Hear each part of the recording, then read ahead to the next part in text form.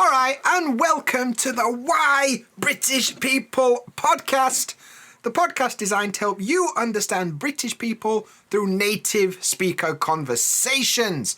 Today, I'm joined by my co-host and mate. It's Stu. Stu, how are we doing, mate? Yeah, wicked. Cheers, buddy. Really, really good today. How's things with you? Yep, not bad, mate. Not bad. What have you been up to this week? Not a lot, really. Just working hard, as you do. I went out in Tokyo the other night, which was nice. How about you?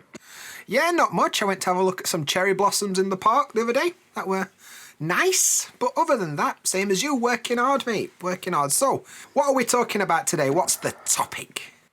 Today, we're talking about school in England because, there's some differences between each country and there's some great memories we both have, I'm sure, from school. So, I thought I'd be interested to talk about that. Yeah, mate. Well, school.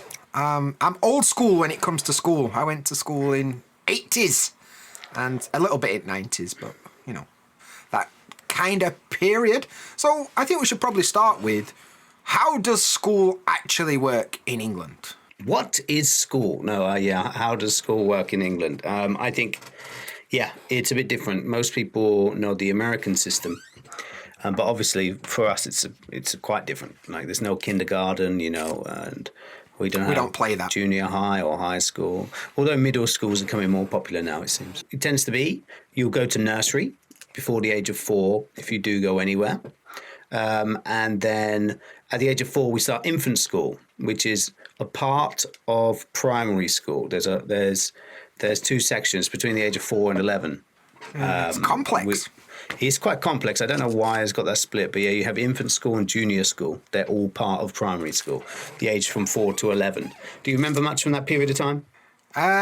Not really. I remember I had a teacher and I remember learning colours, but that's basically all I've got from that period of my life. But I'm talking infant school between... It does run deep. I'm mad for colours. I'm so happy I learned them when I was a kid. But between 4 and... You do 3 years in infant school, right? And then 4 years in juniors, whatever you want to call it. Mate, I can't remember.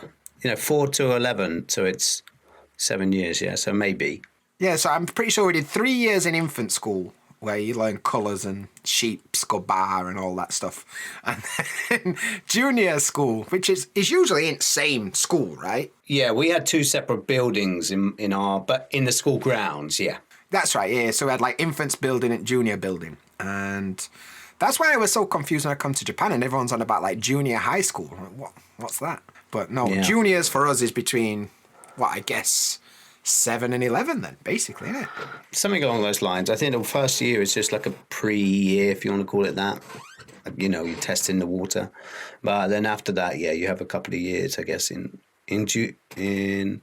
junior, infant school and then junior school after that. See, I remember very well, as you can tell. We don't even know what it is. We're all right explaining it. We don't even know where it is. I remember, the only thing I really remember about junior school is I'm from a period where we got the school computer, one computer for old school. It was a BBC macro computer. And nobody knew what to do with it at all. Nobody had got a clue. Before internet, we've got this one computer for entire school. And I remember they were like a little robot that you could kind of program its steps. Oh yeah, I had one of those bad boys. Yeah, that's so old school, isn't it?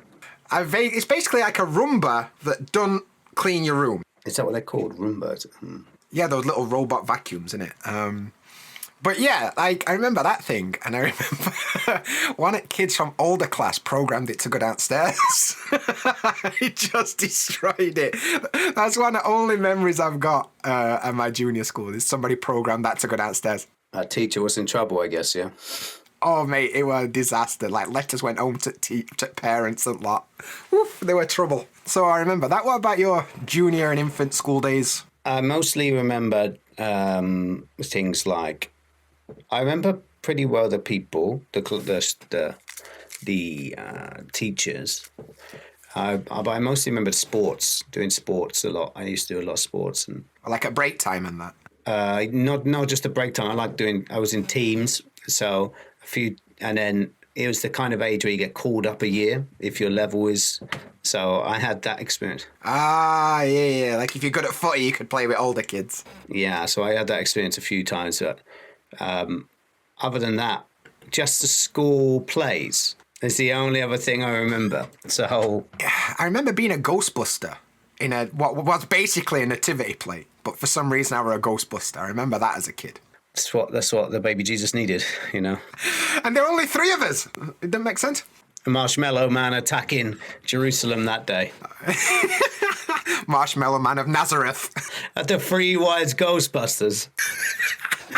I just remember that. That were wild. So anyway, after junior and infant school and you've been a Ghostbuster for Jesus, then it's time to go up to big school. Because you made it at that point. Yeah, that's it. Living dreams. Moving up to big school. And comprehensive, we called it. Senior school, we call it. Senior school. Or high school, I guess some people call it. Or secondary school. Secondary school. Tell a lie. Primary, secondary, not senior. Secondary. Then you do 5 years, isn't it? Like years 7, 8, 9, 10, and 11. That's right, yeah. But first 3 years, they like tell you what to study. And then last 2 years, you can do your GCSEs. That's how old I am. Why do you say that's how old I am? Apparently, like, it don't work this way anymore. Like, GCSEs are like a number score now instead of A, B, C, D, E, like when our youth. But it's still GCSE, still cool. It's not like when they changed from A level to O level to Yeah, that's what I'm saying. I don't really know what it is anymore. But probably some kind of, you know, exam that you have to do or whatever. So then we had sixth form. I went to sixth form as well, but there was a college close to where I lived. So I don't know, what do you call that when your choices or something when you do that? Like you pick the subjects you want? Yeah, you have to choose your topic, like what subjects do you want to study. Yeah. So that kind of leads you towards what kind of degree you'll do. It's actually super early and not enough communication is told about that fact, I think. No, I just got a piece of paper, like, what subjects do you want to do? Or like, oh, I'll do that one then, I guess. No idea what I wanted to do. Yeah. And then sixth form is 2 years, isn't it? You do A-levels or whatever it is. 2 or 3 years, yeah. And then after that, you go to uni. Yes. And that's usually 3 year. And that's basically like the education system in England for... As detailed as it were, you know. I don't remember a lot of it. It was a long time ago. But that's basically how it works, which is well different to, like, Japan, you know. And America, everybody knows, like, the American system. But UK, bit different. A little bit different, yeah. Going back to the idea of different subjects then, you have to choose different subjects. And what subjects did you proper love when you were at school? Like, what did you enjoy studying? To be honest, there weren't many subjects I didn't like. Actually, the 2 subjects I hated were history and English, which is now the 2 subjects that I love. So it's kind of ironic. I hated English. I absolutely hated it. I really I wasn't a fan because it wasn't English in the sense that people listening will understand. You know, it's more like like Shakespeare and that. Oh, boring. Ours was going into like how English is used in movies and things like this as well. So it's really how the language is used rather than learning like grammatical points so much. So I remembered we read Shakespeare, like that matters. What was the book you read? We did Romeo and Juliet. Like, I'd already seen film. I don't need to read bloody book. I don't care. And so that were boring. And then we did a book of poems, which were also proper boring. Yeah, we did poems as well. Poems, Hamlet, and I did... What's the name of that book? They made the film with the oh God, that Here sucks. When the boys are left on the island and they end up starting to sacrifice each other. Oh, Lord of the Flies. Lord of the Flies. That's the one we did. That's actually a decent book, though, in later life. But just I didn't want to study out like that at school. Like, I just can't be bothered with that. Which is ironic, because 2 English teachers sat here. Like, what's your worst subject at school? English. Yeah, it was I awful. hated it. Not a fan. It's all about the teacher, guys. Okay, it's all about the teacher. Isn't it? If you get a decent teacher like us, you'll love English. Or at least you'll be able to, you know, not hate it is the plan. And there you go. Not hate it. Not the past tense of eat, but in my accent... Hate means hate. Hate. Hate, yeah. There you go. My lovely Yorkshire accent shining through. So for me, I hated. I weren't a fan of history. English I didn't like. In fact, it's probably easy to tell you subjects I actually enjoyed because I didn't like most subjects. But anything creative, I enjoyed, like art and photography. I liked IT back in the day. Yeah, really back in the day. I wasn't a big fan of IT. My friends liked it. I wasn't really. Math and sports, geography, things like this were good for me. They were kind of random though. Hang on, did you just say math? As in singular? I did say math. Yeah, maths or math. Oof, you spend too much time with Mike. Yeah, maths. I don't know why. Why do we do that though? Why do we add the S on the end? It doesn't really make too much sense. Mate, you're going to try and make sense of British English. Is that what you're trying to do? I'm just going to say mathematics, and then I always win. Yeah, but yeah, I enjoyed those kind of subjects. Playing games in the. I was good at math, but yeah, I didn't. I coasted it, I would say. What subjects did you choose when it was time to do your GCSEs then? 'Cause we had to do like a core bunch of subjects, like, you know, sciences, maths. But then you could choose 4 subjects to actually study on top of that, right? So what did you choose? PE, geography, German, and something else that was obviously important. Life-changing, obviously, weren't it, that one? So what career path did you have in your mind for that eclectic choice? I didn't have a choice. I was just like, what do I enjoy? To be honest, that's been my method going through all school, was just, what do I enjoy? So I can tell you all of the things that I chose because it was just random. Yeah, for me, I kind of had in my head I wanted to be an architect, right? But, so I chose like art, graphic design, photography, all these kind of things, IT. But then miserably failed A-level maths. And it turns out getting 13 out of 300 on your A-levels is not a good look for an architect. Like, you kind of need to be good at numbers if you're going to make buildings, you know what I'm saying? So why architect though? Why architect? I don't know, I like drawing and I thought buildings were cool. And for some reason as a kid, I kind of like architecture. So thought, why not do that? But then I had to do a bit of a swift course correction when it got to my A-levels. And I'm like, well, I'm not going to be an architect, am I? So I changed. I did like music technology and drama. Real world subjects. You took subjects that were important to the real world.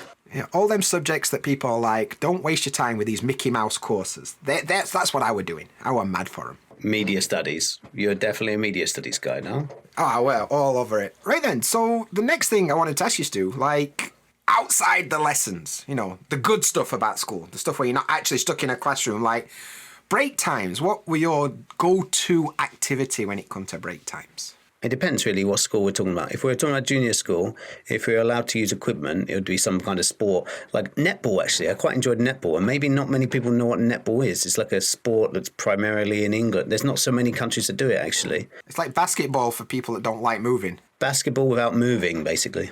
Yeah. Or like some kind of chasing games on the lines. You know, they have the crazy, like, random lines on the floor. Yeah. For painted in that lead paint. Yeah. Like an early version of Don't Touch the Floor, whatever you call it. You know, the floor's on fire or whatever. You know. So, yeah, sports and stuff like that. How about you? Same, always like footy at break times. On the odd occasion it were raining and you had to go inside because dinner ladies are frightened to death of rain, apparently. So all kids had to go inside and we'd got like old chessboards that got about 8 pieces. I'm like trying to have a game of chess on. I went to a poor school, mate. What can I tell you? But yeah, sports or, you know, some kind of hide and seek or tag or, you know, something like that health and safety probably don't allow anymore. Was 2020 starting to come up when you were younger? Oh, I don't know, because I find cricket absolutely fucking boring, so I've got no idea, mate. 2020 is good. It's very fast, you know, so...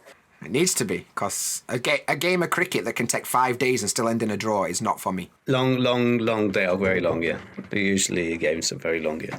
And then another thing that people always ask about, and it tells a lot about your school, is what were your school dinner like? What were your school...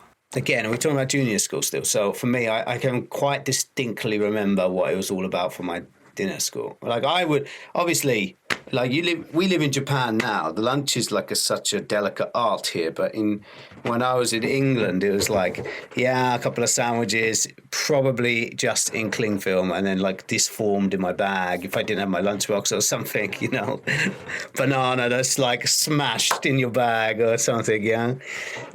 When I did have a lunchbox, yeah, it was basically the same thing. I don't know, some kind of sandwich. But if I had a cooked lunch, it would be, I'm all about smiley faces, or Yes! or I don't even know what you call them, but they look like a grate that comes down. Yeah, kind of waffle, but it has holes in it. Kind of looks like the grate on the castle door. The height of health, like 80s were a different time, mate. Like Jamie Oliver hadn't got involved at this point yet, and it were wild. I remember like a normal lunch would be something like potato smileys, Tom-Toms, which were like little balls of sausage that got ketchup in them, and you know they could try and be like, do you fancy having something that's not just pure carbs? And you'd be like, no fam. Yeah, they let you choose. That's the stupid thing, you know. Like, Yeah, it was like, so kid, would you like some vegetables or would you like potato smileys?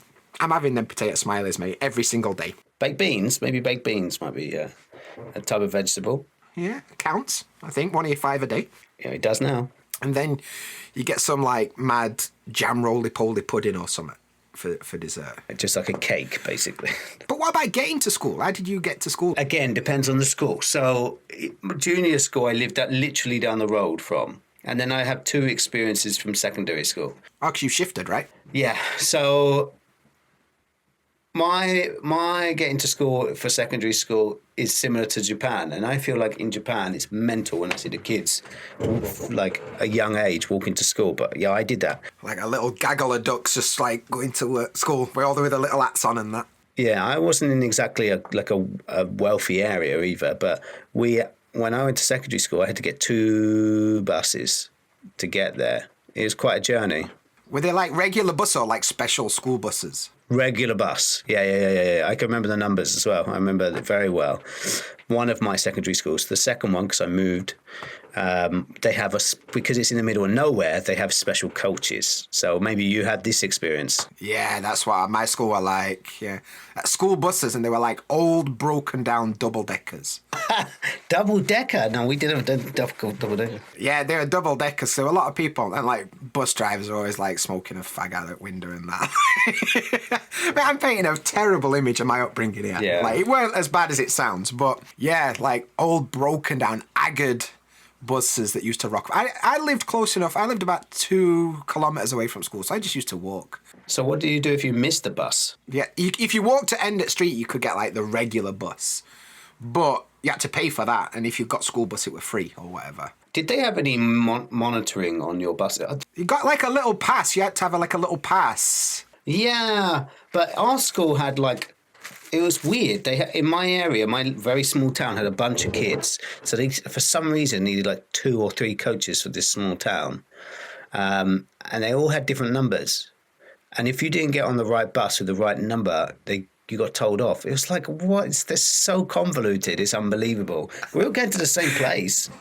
What difference does it make if you get on first bus that goes there or second bus? Don't make no odds. But apparently, that's a big deal to bus drivers in school. Mate, this is something that's a bit weird now I think about it. Our secondary school, ice cream van used to come at lunchtime.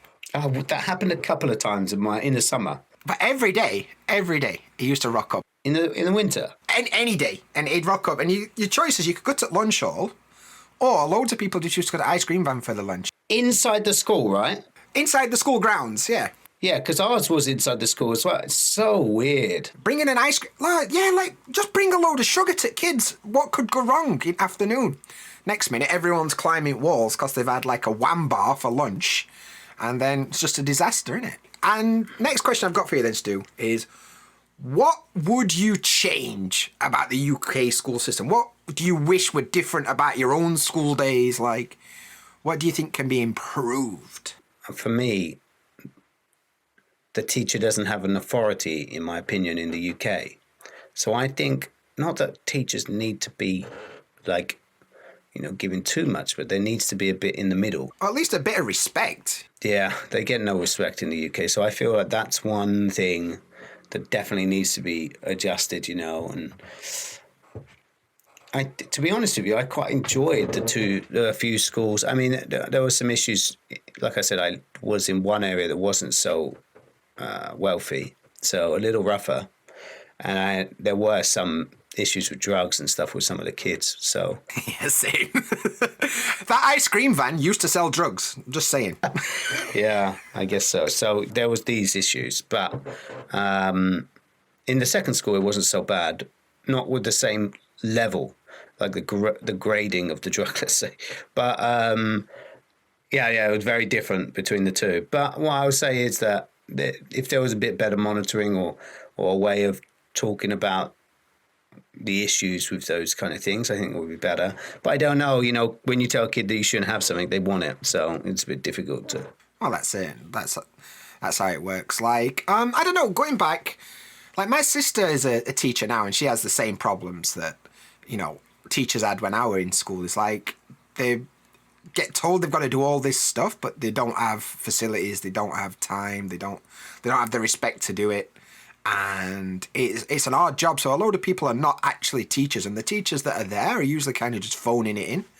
So I wish there were a better system in terms of giving teachers the chance to actually do something useful.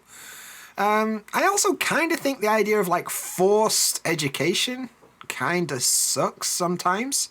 I mean, I agree that there's got to be an educational system, but I think like, why are you forcing a kid to study science that doesn't learn that way or doesn't have any interest in it? Like, why not give kids a bit more opportunity to learn real world things sometimes? Like, this is so wild. Growing up in school, nobody once ever explained to me like how to budget, how to actually like go shopping. There's a lot of conversations about this kind of thing, actually. Nobody ever explained the laws of the country that I actually live in. Why are people not being taught this kind of stuff? But I'm learning like, Battle of Hastings and that. Like, come on, have a word. Yeah, exactly. I don't know. I think the idea of just tests does my head in as well. I think it's like there's good parts to all of the things. I do think that some kind of budgeting should come into play, maybe at year 10 or something. It should be added into maths or, giving them some real life. Like trigonometry, I don't think I've ever used it. So like there's algebra, but I've probably never used it. So afterwards. Yeah. So whilst I get the concepts and why we need to learn it, I do think that I agree with you. There needs to be more real world stuff. I did a great half A level when I went to... I don't know why they have a half A level, but it was a half A. A for A level? What would we call it? Like an A2 or something? I don't know, but I just was like, this is just half an A level. Just like a 1 year thing rather than 2 year thing, weren't it? Yeah. Yeah, exactly. But it was a great topic. I really enjoyed it. So when I went to A level, I took PE. So I did PE all the way through. PE A level was intense, but great. It's not just running around, guys. It's actual learning about the body and history of sport and stuff. Very interesting.